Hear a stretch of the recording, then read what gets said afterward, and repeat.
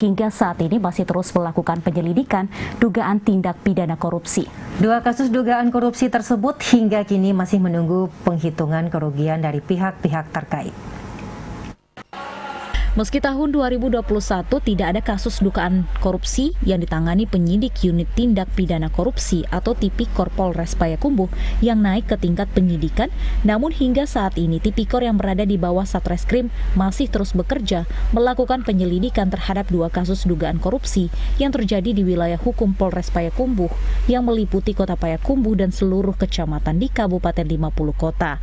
Saat ini, menurut Kapolres Payakumbuh AKBP Alex Prawira, pihaknya tengah melakukan penyelidikan terhadap dua kasus dugaan korupsi karena masih terkendala dengan instansi lain yang melakukan penghitungan dugaan kerugian negara.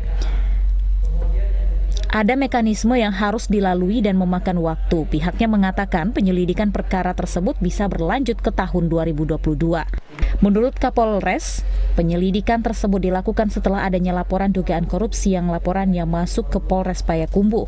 Meski belum menyebutkan lebih lanjut terkait kasus penyelidikan dugaan korupsi yang tengah ditangani itu, pihak kepolisian terus menangani perkara tersebut. Terakhir kalinya, kasus dugaan korupsi yang ditangani Tipikor Polres Payakumbuh adalah kasus dugaan korupsi di Damkar Kota Payakumbuh, yakni penjualan aset. Sebelumnya Tipikor juga menangani kasus dugaan